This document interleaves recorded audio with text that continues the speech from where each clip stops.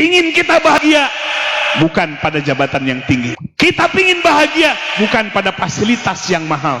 Mencari kebahagiaan bukan karena status sosial kita tinggi di tengah masyarakat, tapi kebahagiaan itu adalah ada dalam kolbu kita sendiri. Kolbu kita sendiri, hati kita sendiri. Hati yang merasa bersama dengan Allah. Kalau kita Bapak Ibu sekalian punya backing jenderal bintang 4, bintang 5 bisa nggak? Paling tinggi cuma 4 Bapak Ibu sekalian. Jenderal tetap ada pensiunnya, bahkan jenderal akhirnya mati. Mana yang jadi backing kita dalam hidup ini? Tapi backing kita adalah Allah Subhanahu wa Ta'ala.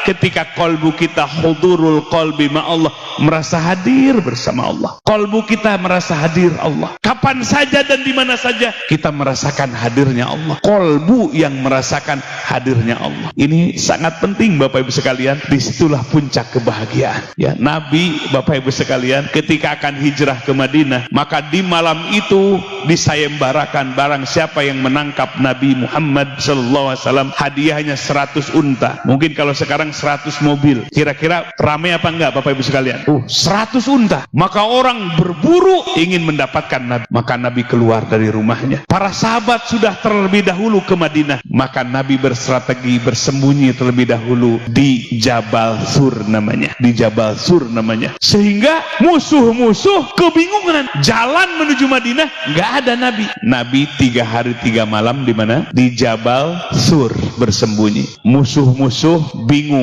Akhirnya datanglah ke dukun. Nyari dukun yang paling ampuh. Akhirnya dukun mengatakan Muhammad sembunyi di Gua Sur. Maka mereka berlari menuju Gua Sur dengan menghunus pedang. Setelah sampai di puncak, Nabi dan Sayyidina Abu Bakar Siddiq berada di gua tersebut. Mengetahui kalau musuh-musuh sudah ada di depan gua, maka Sayyidina Abu Bakar menangis. Sabda Nabi, wahai Abu Bakar, kenapa engkau menangis? Kata Abu Bakar, yang aku tangisi bukan diriku, tapi yang aku tangisi adalah diri engkau. Seandainya engkau ditangkap dan dibunuh, itu yang membuat aku sedih, itu yang membuat aku menangis. Keluarlah dari lisan Nabi, la tahzan innallaha ma'ana. Kalimat itu direkam dalam Al-Quran. Janganlah sedih wahai Abu Bakar, sesungguhnya Allah beserta kita. Ini adalah kekuatan. Musuh sudah di depan mulut gua, menghunus pedang. Bayangkan Bapak Ibu sekalian, Nabi berada di dalam gua, tapi Nabi begitu tenang. Kenapa? Hudurul qalbi ma'allah, hadir hatinya bersama dengan Allah Subhanahu wa Ta'ala. Keyakinan walaupun semua manusia akan mencelakakan diri kita, kalau Allah tidak akan mengizinkan, tidak akan terjadi. Semua manusia akan menolong kepada kita, kalau Allah tidak izinkan, kita tidak akan bisa dapat pertolongan. Inilah keyakinan dalam kolbu kita kepada Allah Subhanahu wa Ta'ala.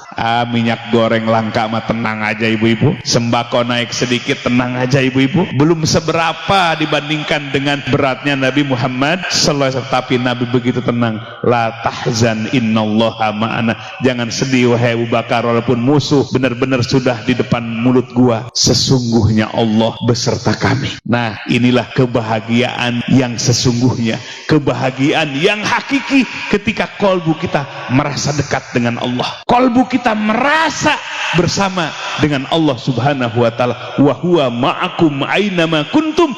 Dia Allah beserta kalian dimanapun kalian berada. Wa nahnu aqrabu ilaihi min hablil warid. Allah berfirman, kami lebih dekat dibandingkan dengan urat lehernya sendiri.